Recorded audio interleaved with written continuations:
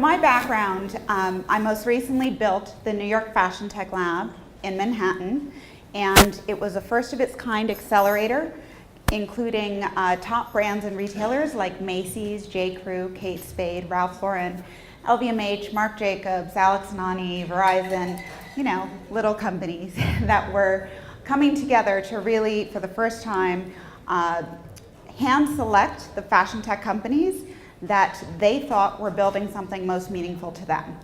And so these fashion tech companies had a first of its kind opportunity to really collaborate with these C-level executives at these huge brands that they were looking to serve. And over 3 months, they got to do just that. And the New York Fashion Tech Lab had its first demo day in 2014, and it's still continuing on. It's a nonprofit, so I like to build companies that make money, so I've moved on, and I'm now working on new initiatives that I'll talk about at the end of this presentation. So I'm going to start tonight by talking about where this industry is headed. Well, first of all, what it is and where it's headed, and how we all can be a part of it. Get my clicker working. So fashion and digital retail. Most people think of it as sites like this: Rue La La, Rent the Runway, ShopStyle. For the most part, these are front-end, consumer-facing e-commerce plays, ways to find content or shop and consume content or items, but the entire industry is far more than that. I define fashion tech as really being anything that's at the intersection of fashion, retail, and technology. So when you think of that, that's a rather large playing field. And this is currently all that's being invested in the front-end e-commerce space in the United States, $250 billion. Who thinks that's a big number, right? It seems pretty big. This is what the global industry is worth. 1.7 trillion. So there's literally trillions on the table that are starving for deal flow in the fashion tech space. And they consist of the logistics, supply chain, manufacturing, distribution, point of sale, data, intelligence, etc. So I'm going to walk you through, historically, all the main components of the fashion and retail industry. Raw materials.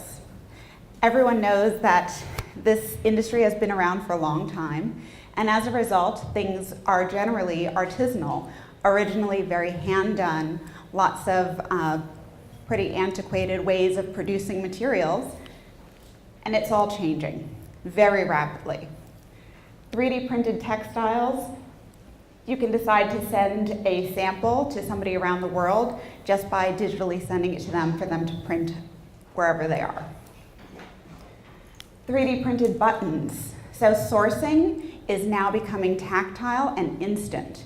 If you want to sample a high-end Italian button and see how exactly that shape and design and pattern and texture will look on your garment, you can download the 3D print of it and sample it before you actually buy it.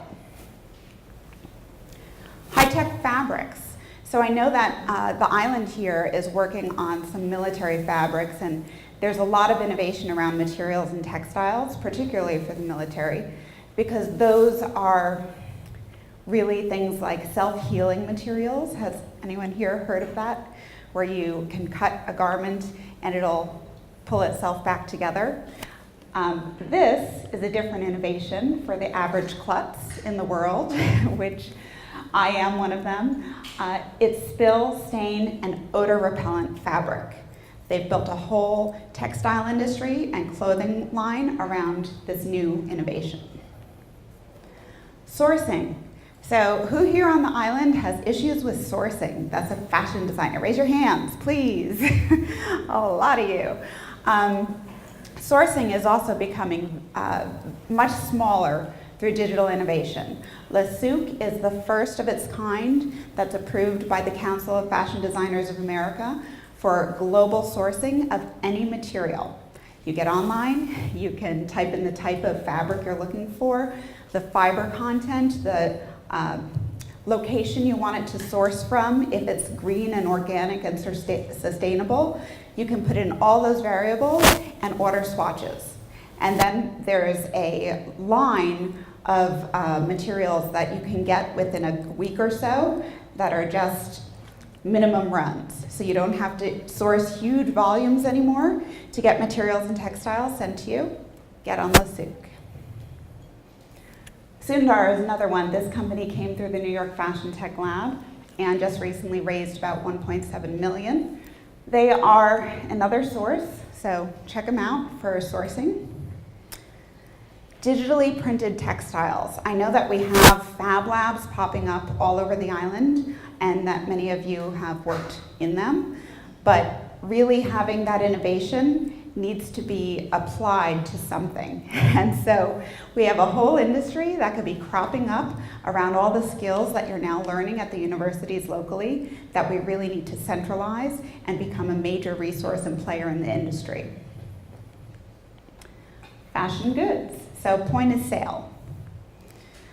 How does a garment come to market? You start with design, and again, this is how it used to be. Pretty hand done, lots of non-digital innovation going on here. And now you sample your layouts and collages and share them instantly globally. So teams like Ralph Lauren and J. Crew and Gap and Kate Spade, they all have those types of pinboards now online. Sample boards, again, this is an industry specific kind of a Pinterest where you can do mood boards digitally online.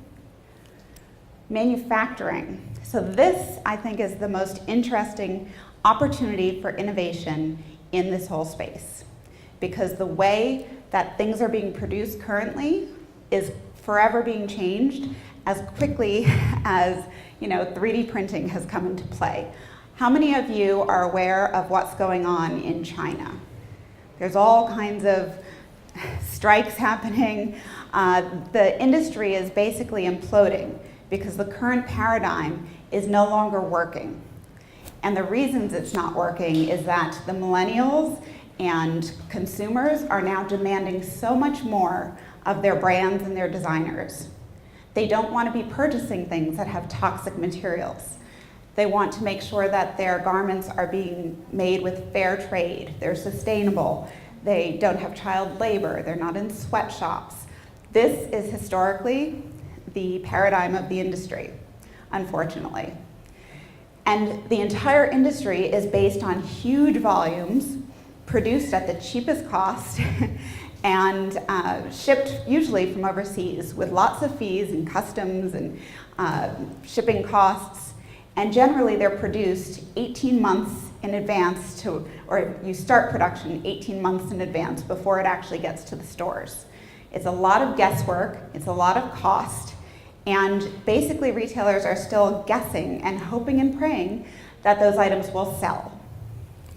That paradigm is changing. So Makers Row is another company based in New York that allows you, any person that wants to produce anything, to find a manufacturer that will work with them no matter the size. So if I want to invent a new type of bag that fits my iPhone with a little charger that can slap up against it, and every time I drop it in my bag it gets charged, I can just go on Makers Row. I don't have to be a designer. They will give you designers. I don't have to know anything about pattern making or sourcing. They will provide those to you. I don't have to know anything about manufacturing. So it's a service now that everybody wants to be a maker, and even if you don't have the skills, they're highly in demand. So anyone that's here that's a designer, work with factories so you can get your design seen around the world and make money. Construct, this is another New York City-based company. So this literally was made by one woman who knows how to code and also is a designer, fashion designer. Mary decided to create an online platform where women can choose the type of dress they want to construct. They can upload their own images, and she prints the textiles with whatever the image is they submit. They can customize it and change the sleeve styles or the fit of it. And within, I believe it's 3 weeks, they get the dress custom made for them to their measurements for about $300. 19th Amendment. How many of you have heard of this company? It's had a huge partnership recently with Macy's. Anyone?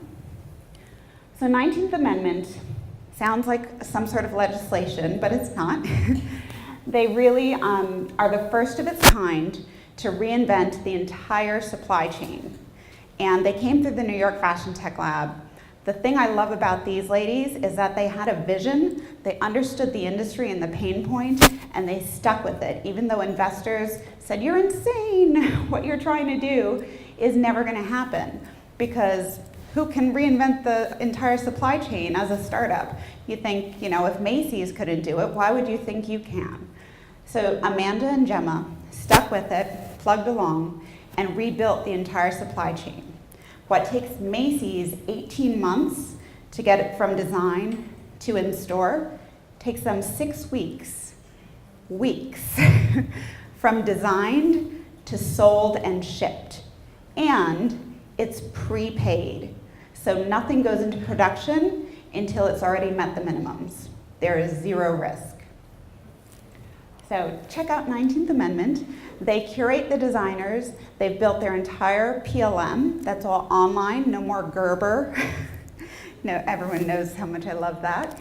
And you have sourcing. You have made in the USA manufacturing. There are higher price points for the garments because, again, consumers want things made in the USA, sustainable. They're willing to pay for it, especially millennials, because millennials are all about doing more and having less. And the less that you have, they really want to know is quality, and they want to buy into the story behind it. Software as a service is replacing Gerber. So there's a number of product lifecycle management tools out there where you can submit your patterns, digitize your tech pack, and send it out for sourcing and production. Digitized pattern creation. This is a huge company in New York City called Optitex. Has anyone heard of them? No? So Optitex has created digital renderings of humans and even have everything from the pitch of how you stand differently in heels versus flats and reflected in their digital recreations of the models. You can even see how different garments move. They'll show the models walking, and you could see the drape of the fabric and how it'll sway when they move. It's unbelievable technology. Then, from those 3D models, they digitize the patterns. Right now we have pattern makers, and you have to translate your designs into patterns. Technology is now doing it. Laser cut patterns. Again, once you have a pattern, you now have to cut all the materials to that pattern to get it ready for production. You could just push it through a machine now, press a button. 3D printed shoes. These are already being produced and sold in New York City. This is actually, the ones on the bottom are produced by that same CEO that made Construct, Mary Huang. She was one of the first to do 3D printed shoes in New York City. Garments, I mean, I couldn't tell if this was Balenciaga or 3D printed. It's really redefining what's possible for the human form. Wearables. People used to think that wearables were going to be this geeky thing forever, but it's rapidly changing. That bracelet is a wearable using haptic technology, that's vibration. This is mood sensing technology that will change color based on your temperature and pulse and heart rate. And then you get into wearables that are really changing people's lives, like this one for babies and infants. There's a number of companies developing wearables to be able to detect if your child is still breathing, if they've rolled over, if they're starting to get too warm or too cold. I don't know, I have 2 children. If I had that when I was a new mom, I think I'd never sleep. I'd be sitting there monitoring the thing. Oh my God, they did something wrong. This is a wearable I'm on the board of advisors for, so I'm a little biased, but I think it's beautiful, and it uses haptic technology as well as light through the gem. The actual gold part here and the gem are designed by the former head designer from David Yurman Jewelry, and it's a 2-person team. They have been bootstrapping hardware, which whoever in here has worked with hardware, you know it's hard to do, to bootstrap. But he's bootstrapped it, and they'll be shipping via Macy's in March. And they're also rolling out in a number of other retailers and have partnerships. This wearable is interesting because it's so fully integrated into the garment that it's part of the design. So the stripes on the arm and the sleeve down here for the woman will light up and vibrate and tell you which way you should be going to get you from one place to another. So just by using haptic technology, you no longer have to walk around the city like this. What's Google telling me? You can actually just keep walking, and it'll tell you, oh, turn right, turn right. Wholesale. So once you've actually produced a garment, how do you get people to find it?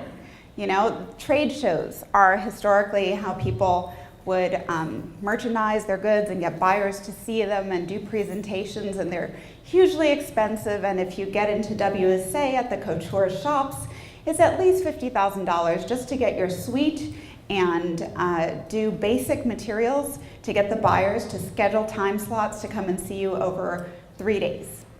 So now you get on a website, you submit your materials, and sites like Modalist are using group buys and intelligent algorithms so that different people can discover new items that would be most relevant to their store. So if you're always buying things that are black and flowy and a new unknown brand comes onto the site, they will start showing you it because it's black and flowy. Sales. This is my favorite part. Smart mannequins are all over New York City now. Every time I show this, even to people in New York City, they're like, what? They are literally watching you. And they scan your faces, and they have facial recognition technology, and they map where you're going in the store, how many times you're, yes. It's happening. Smart displays. So this is another company that came through the New York Fashion Tech Lab called Perch. And the CEO used to have a company that did displays for museums. And he realized that his technology, where he was doing these interactive displays, could be leveraged for retail. And so this is actually just a white table. And it's not a digital table, it's a white board, just like this. And what he created is a box that projects from above, and based on where you touch on the screen or what you pick up, the whole thing changes. And you can learn about whatever you're touching and picking up. And his whole thesis was that there's studies saying if a consumer actually picks up an item, they are 60% more inclined to buy it. So his whole platform is to entice you to go and pick it up. Smart displays in the fitting room are becoming very popular. Rebecca Minkoff in New York City has a smart mirror. And I don't know about you, but I get a little freaked out when I see things that are smart in fitting rooms because, you know, you're kind of compromised. But this one started as this type of giant phone where you can walk up, take the scanner, and scan whatever barcode is on what you're trying on. It would take the ultimate selfie because it has the perfect lighting, the right angle, and you could pose, pose, pose, and you see which ones, and then you could hit, you know, share through your social channels, and then all your friends can see what you're trying on, tell you if they like it or not. And of course, because you scanned it, all your friends can now buy it instantly from the retailer, and there's zero friction to purchase. Assortment and merchandising. So Edited has been around for a while. They're based out of London, and they give you a lot of intelligent data around what things should be sold together, how you should merchandise based on data, as opposed to stylists just having their opinions. Smart merchandising. So I'm pretty sure everyone here has once upon a time purchased from Amazon and are familiar with Amazon's people who bought this also bought that. So that is lovely, and it's a first iteration of smart merchandising, but smart merchandising is getting even smarter, and they're gonna say people who bought this shoe also bought this bag, because those things have a higher correlation than the things that generally get recommended on Amazon. It could be a book and, I don't know, a toy boat on Amazon, and they have nothing to do with each other, but they happen to, be frequently purchased together for whatever random reason. So smart merchandising in Spark also came through the New York Fashion Tech Lab and were acquired shortly after graduation. Curated marketplaces. So Joyous was founded by a former Google exec who also was the former CEO of Polyvore, Sukhinder Singh Cassidy. She's also a female venture capitalist, so if you're looking for one, Sukhinder's amazing. Joyous, I consider to be basically an online QVC or HSN. They do video spotlights of specific products, and every time they post a new video, everything sells out. Aha Life. This is a company that was born in New York City, and it was based on the notion that people want things that are unique and special, hence the name, aha. So they wanted to convey that sense of delight and discovery, and I think the name does a great job of that. But their items are exceptionally unique and rare. It's not just, here's a cool necklace you can find in Soho. It's here's a cool silk handmade treehouse tent that was, from India that cost $25,000, and we only have 10 of them. And here's the story behind it, and they sell out. Re-commerce. So this term is also becoming more and more popular with millennials because, again, they want to do more and have less. And consumption is totally changing its paradigm. Consumption means if I purchase something, I want to know that it had a previous life. I'm not being wasteful. So Snob Swap is another company I'm on the board of, and they are a luxury consignment store, supply chain, basically, for the entire industry in the US of all existing brick and mortar consignment stores. And they're the marketplace that's consumer facing that allows you to buy the best of the best of any consignment store across the US. Fit tech. This is still a nut that everyone's trying to crack, and it's an extremely tricky thing. Fortunately, because of all the innovations around manufacturing, having this paradigm of sizes is going to be going away. Everything that you're going to be buying is going to be micro-manufactured to you. So whatever your measurements are, the pattern will be digitized to your measurements, and it'll be laser cut to that pattern, and there will be no more sizing. But in the meantime, people are still crazy about trying to get fit technology so that you can better predict what size you need to purchase so they can reduce returns. Check out. How many of you went through this at Christmas time? It is not fun. So one of my favorite stores in the whole wide world is Nordstrom, because this is how I check out. I just find a salesperson, and even though there are a lot of people on, that crazy line, I go up to the salesperson because I know they can just swipe and check me out. Instant fulfillment.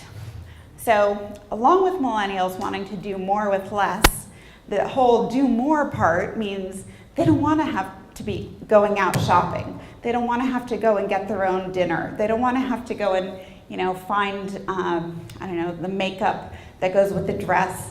They just want everything delivered to them instantly. Instant gratification, because their time is money. And people are monetizing that, turning it into services. Advertising and promo. Everyone knows that the advertising industry is taking a huge hit as of late because people are fed up with size 000 models that can barely stumble down the runway.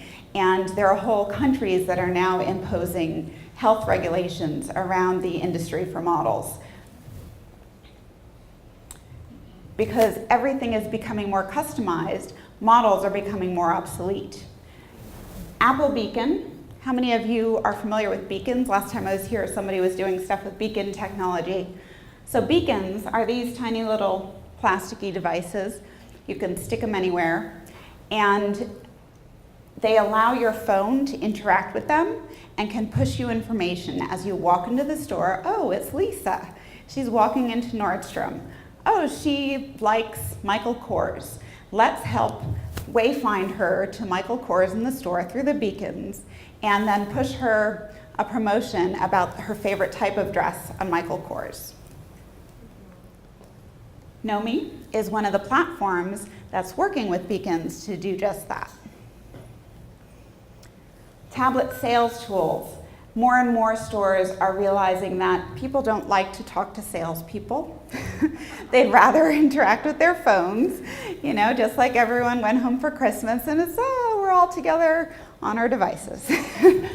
So they're giving their sales teams devices to help people find things, and especially when they're in fitting rooms, say, okay, we have a different version of that dress, or that dress isn't available in this size, but there's this other brand. Do you want me to pull this for you? All kinds of services and technologies to enable sales are going into digital devices. Loyalty and promo. So stores know that if you're a good customer, they want to reward you for it. And so there's more and more apps that are being created to help reward loyal customers, providing coupons, discounts, perks like being able to have invite all your friends and all your friends get 25% off. Event and sample management. So Fashion GPS, based in New York City, realized that the industry has a lot of inventory that basically walks. Shocker. When you think about it, these garments from Balenciaga to Dior are very expensive and hand done, basically one of a kind, and they're being shuttled around by interns on racks with no way to track them, and then some model at a shoot wears it, and then it has to be shuttled to another place where some celebrity's wearing it for a video, and then it's poof, it disappeared. So they are making sure that that doesn't happen by actually tracking every single item. They also are able then to more quickly source and pull inventory for sample sales and showrooms for buyers to come and see lines. Data. Data is everything. Data is king in every single industry, and for fashion, it's redefining how people produce items. So in the past, style was dictated by the Anna Wintours and the Pantone color industry and whoever says what types of materials, cotton and linen and, pink cloud is going to be huge this spring, whatever. That is now changing because they'll actually have data to say, okay, globally, the trend is going this way, so we should respond to what the consumers are saying rather than pushing what we are saying they should be consuming. So Style Sage actually scours the entire interwebs and scrapes data, created a universal taxonomy to standardize all the disparate data from all these big brands, and they're being seen as the Bloomberg of fashion. So they're the market pulse, and you can see globally which brands are doing well in which country, which region, which town, what types of items are selling best in which areas, what colors are starting to tank in which areas, and what prices are doing well versus horribly. So their first money in was actually through a private equity fund, because they said, oh my God, this is going to tell us which huge retailers are going to go under. And again, in the industry, you're starting to see these titans in the industry crumble, like Walmart shutting down hundreds of stores, Sears shutting down. It's happening everywhere. 42 is another company that came through the Fashion Tech Lab. They're based out of San Fran, and they help you use data to better merchandise and decide what items you're going to have in your mix. It's similar to Style Sage. There's a lot of these companies. So we literally are at the tip of the iceberg. There is so much still to come, and the industry is going to be at a tipping point rather quickly. And you can decide if you're going to be part of the future or investing in legacy systems that are going away. What's next? This is my prediction, and it's been standing true for the past 2 years since I first created this list: data standardization. So companies like Style Sage and 42 are creating the standardized data set that every retailer wants to have access to. Open commerce. So this really means that you can buy anything you want, anywhere, how you want to purchase it, in whatever channel you want to purchase it through. There is zero barriers. You don't have to be retailer dependent or loyal. You're brand agnostic, channel agnostic, and it's just about direct consumption. Contextual search. So is anyone here familiar with semantics or creating context for an item? It basically means that everything you consume gets used in a context, but yet you purchase it devoid of context. And like with Amazon, or even in Spark, you might have things that are related to each other, and it's maybe 2 or 3 items, but they don't make up a larger whole. So contextual search really is about defining groups of related goods that make a meaningful whole when they're placed together. So an example would be a dress, a pair of shoes, a bag, and 2 accessories is an outfit. And that's a context. So that's a template, and you can have groups related to other groups. So your outfit group might be related to your cosmetics group or your undergarments group. And you might have a dining room set group that isn't all from the same retailer and brand. You can search and mix and match from wherever you want. Augmented reality. This is now the big hot thing in the space that every investor is going after. And again, I think it's a little short-sighted because the larger opportunity really lies in the manufacturing and supply chain. Augmented reality is really kind of gamifying the whole shopping experience. The different ways to consume content. You can sit in your own living room and watch a virtual fashion show, pause it, stop the model, try it on yourself, and see how it looks. Internet of everything. So I'm also mentoring this company out of Israel that has created a micro beacon. And those beacons you store for in-store are kind of large. They're, yay big. This micro beacon literally can go into any garment or accessory. And your clothing is all going to be smart and talking to each other. So just by getting dressed every morning, your phone and your items will know what's an outfit because you had them on your body for at least 8 hours and they were grouped in this way. You're also going to have perks and incentives for being photographed or selfieing wearing certain items. So big brands and retailers are already starting to do that with that company out of Israel. Convergence. Everything is coming together. Right now, we have so much movement, and a lot of companies are moving really fast at creating little things, little pieces, little feature sets, little widgets, but they all need to converge to create a larger whole. So companies like Makers Row and 19th Amendment, I really think represent that future of convergence. Makers Row, because they're not just sourcing, they're not just manufacturing, they're not just design and ideation and production. They're fulfilling a larger portion of the entire supply chain on one platform. 19th Amendment, I mean, recreating the entire supply chain is pretty much the definition of convergence. And within 1 year of launching from the New York Fashion Tech Lab, they announced their partnership with Macy's because Macy's believes that they are the future of the entire industry. This is a 1-year-old startup that no investor would touch with a 10-foot pole, basically because they laughed at him and said, "Who are you to recreate the entire supply chain?" And then Terry Lundgren said, "Oh my God, you've recreated the entire supply chain. We need that." So they've partnered with Macy's. They're selling 19th Amendment designers on Macys.com.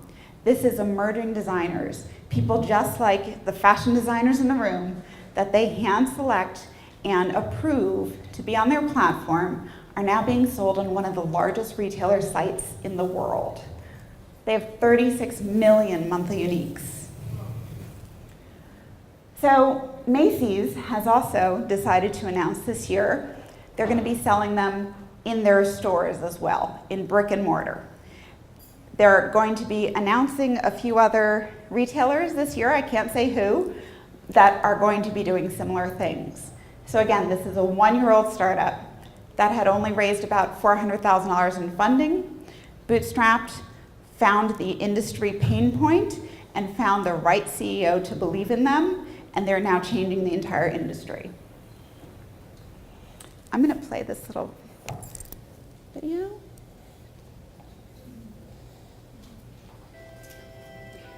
Oh. 19th Amendment makes fashion a voice. We give designers Sorry, you can't hear it. the ability to speak and be heard by curating independent fashion from around the globe. We deliver the attention and quality needed to satisfy independent designers and their fans. Our collections are offered at pre-sale prices and manufactured in the United States.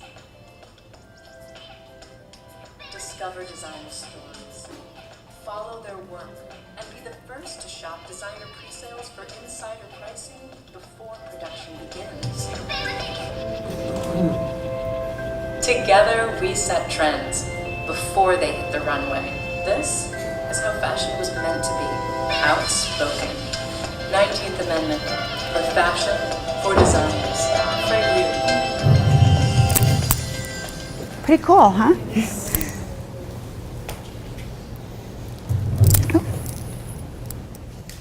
Oh. How is it? So that's the end of my overview, and now I'd like to start talking about what I'm doing to bring this to the island. The entire week that I came down here, I really wanted to discuss how we can leverage all the technologies that are taking place. And being the founder of the New York Fashion Tech Lab and being in this industry for so long, having contacts like 19th Amendment, I saw an opportunity to start building a apparel manufacturing bridge between New York City and Puerto Rico. So the entire island has had a history of apparel manufacturing for a while now. But as we know, the economy has taken it for a ride, and I think we have a huge opportunity to bring it back to life through digital manufacturing, textile production, leveraging our local artisans on the island, creating jobs. And this is something I'm working on personally. I've met with a number of people on the island, and so far, so good. People are excited. And I'm really asking all of you to consider the opportunities and to see if you can shout out, provide feedback, think if this is something that would be good for the island, good for you, good for the industry. Because right now what I've heard is that we have so much talent on the island. But even if you produce an amazing line and you get a buy, you currently can't produce it. And you get one shot. If you get that buy and Macy's says yes, and you're late, or it's totally botched production, you're done. So the foundation of the industry really is starting with, let's make Puerto Rico's apparel manufacturing world class, because the entire world is looking for digital manufacturing, artisans, nearshored production, made in the USA, and we have all that here on the island. That's all I have. If you have any questions. I don't have all the answers, but I've been telling everyone, an exploratory mission this week to really talk to all the key players, because I don't want to come into the island with my assumptions and tell you this is the answer, because I'm a designer, I do design thinking, and I've built companies and like to iterate and listen to my customers and really collaborate to build the best possible solution for all the people that are involved and impacted by it.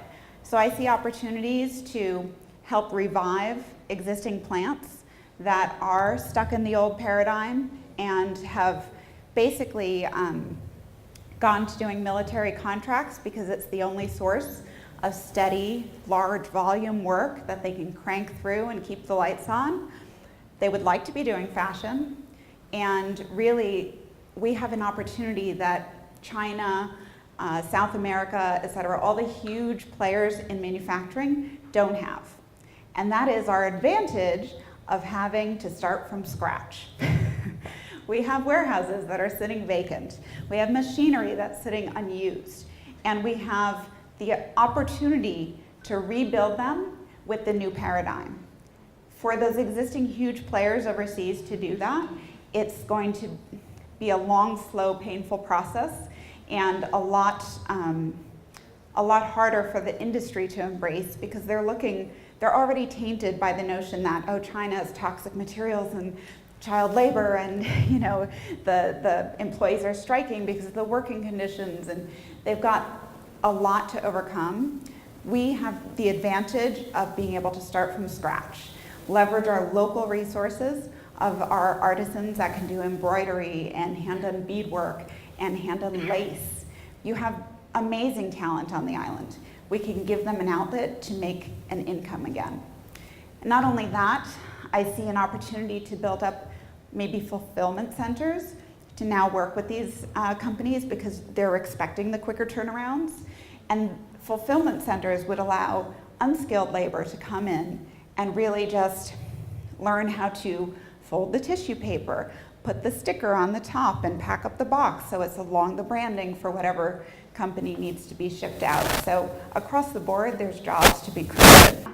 Absolutely. So StyleSage and Edited have data that is predictive of what's going to be coming. And then there's companies like Trendalytics that they scour the interwebs, social media, any channel that has imagery and sentiment, and they can actually predict better than any forecaster that walks around the street photographing what they think is going to be stylish. They can predict what's going to be a trend and when that trend is going to peak and when it's going to fail again. Companies like 19th Amendment, the CEO was a fashion designer, and she built the platform because she suffered through the pain point of trying to become an emerging designer, come to market, pay the hundreds of thousands of dollars for a PLM and sourcing, and just to guess at whether or not somebody would buy her line.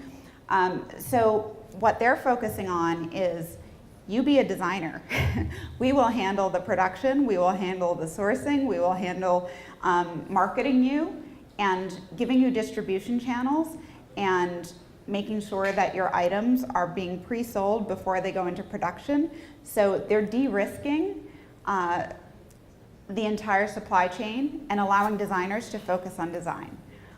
So It does take a village, but because of convergence now, with platforms like this, they're allowing each player in the space to become experts at what they do best.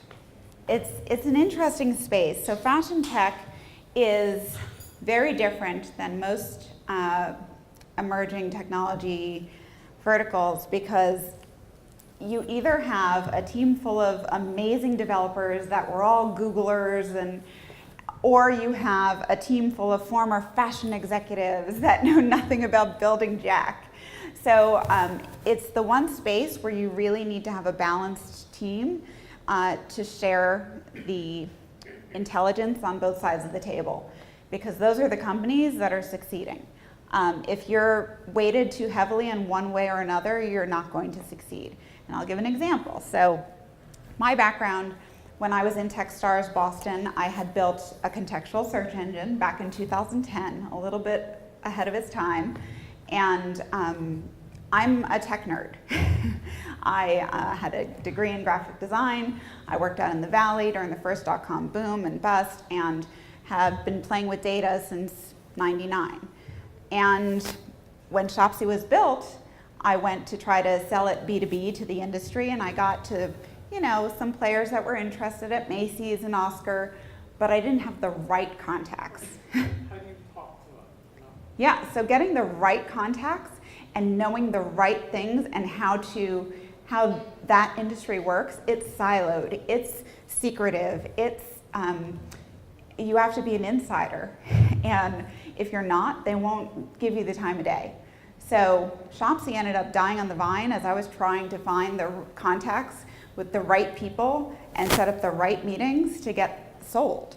And I built the New York Fashion Tech Lab to help the other companies overcome that, because it's a pain point in the entire industry. Things that are being funded are things that investors can comprehend and that they currently have seen existing paradigms work for. So yay, it's an e-commerce play. They can understand, we're making money, we're moving merchandise. But generally investors invest in what they know, and not enough investors understand the entire industry, the trillions of dollars of the supply chain, logistics, et cetera. And we need more data people to be working on new innovations with the fashion industry instead of on their own. Yeah, so that is, we're not going after China, we're getting ahead of China. So China, the paradigm across the world is changing. It's not going to be huge volume at the cheapest cost, at whatever cost, child labor and toxic materials. It's now smaller quantities that are sustainably sourced and are priced at a fair wage, and they are more expensive. Like 19th Amendment's garments, their average item is about $350. That's not fast fashion. It's slow and conscious and sustainable and more special. $1 billion question, and that's what I've been here trying to find the answers to, honestly. I've talked to military manufacturers out of Mayagüez, and frankly, the conversation started with that, old mindset. And, oh yes, we'd love to get designers from New York City that we can, manufacture here at huge volumes, and, they can only do one thing. If they can give us one type of jean, we can produce a ton of them. And they're like, but if you're gonna change the pocket, that's a problem. And I'm like, well, no, that's not what I'm talking about. It's a little different. And then I explained digital manufacturing to them and the potential, and that the whole paradigm is shifting, and saw the light bulbs go off. And they were at first saying, okay, I have 300 people employed under me with this military contract. We can scale out to build up a new digital manufacturing space and get maybe up to 500 people, but we'd need a 5-year lease to get this new warehouse, and we don't know because we don't have the type of volume. And I said, think about volume in a different way. It's not gonna be one item and a bajillion of them. It's gonna be lots of smaller batches of consistently quickly turned around items that create your volume. And they started thinking and ideating, how can we do this? What if we have a shared warehouse where all the digital manufacturing services are under one house, and we have artisans that are all shared? And all the manufacturers start sharing the expense of that new facility because they're all leveraging the services. So frankly, we're looking for the people like those manufacturers I spoke with that are willing to see the possibility and help be part of figuring it out, because they understand that if they don't, they're going to be part of history rather than the future. And I was there and I saw the change. Yeah. I know, yeah, but how are they gonna make money while they try the new things? How are they still have their current clientele, so they wouldn't say no to them until we have figured out the kinks and we build up the supply chain. I have been at events in New York City, a FashInvest in December, one of the largest fashion tech conferences in Manhattan. And at the beginning of the morning, I mentioned to one designer, I was thinking of building this manufacturing bridge with Puerto Rico, and you could manufacture apparel here. By the end of the day, I had a line of designers waiting to talk to me at the cocktail party with their cards saying, how soon can we manufacture in Puerto Rico? They're like, okay, great. Let me go fix that. First part, again, we're not really competing with China. We are going to be the new paradigm that every major brand is trying to chase, but they don't have a resource for yet to produce. So an example is Fast Retailing, who is a parent company that owns Uniqlo and Theory. I had a meeting with their CIO, and he told me we're investing in 80,000 square feet of real estate in Manhattan to just build up our own digital manufacturing and mass customization facilities so we can try to figure it out ourselves. Not every brand can do that, especially in Manhattan. There isn't, tens of thousands of square feet of real estate sitting around in Manhattan. And if you can get it, the cost is just exorbitant. So this really is something that all the major brands are looking for, much like innovation. Innovation companies are starting, or were starting to build up their own internal teams to, we're gonna be smart, and Macy's is gonna have the best innovators that are creating the next evolution for Macy's. But now they're realizing if you do that, you're only getting the intelligence of the handful of people you hire in-house. It's far more efficient for big brands and retailers to stick to their core competency and acquire other companies that are innovating outside of their own company. You get the intelligence and resources of the entire world as opposed to the 5 people you hired. So what was the other part of it? Yeah, so the sourcing sites I showed you, like Les Souk, you can source samples from India, China, Japan, wherever you want. You can pick that it's sustainably made, that it's organic and, green and recycled, and you can source whatever you need. And that's the new paradigm. Everyone is not saying, okay, well, I'm gonna only work with the textiles that are in my backyard. So again, it's not all about price point. It's not all about getting the cheapest, fastest, thing. It's now about quality, and people are willing to pay more for it. Think of the world. Yeah, what I have been saying to designers that have had that mentality is, everybody here. You can own 100% of nothing, or you can own a small piece of millions. Which would you rather have? So my job is not to sit here and try to convince people to change over to this way. The people that want to are lining up. If you need convincing, then you're going to be, left outside of the paradigm. So I believe strongly that the people that are going to be the first movers on this get the advantage, and the other designers are going to see, they're being sold now through Macy's and, all over the world to hundreds of millions of customers, as opposed to the designers or the customers that just live here on the island. And my website is just lisahellebo.com. I'll share the deck, and I believe Sophia will have it, so you can get it from her. Thanks for coming.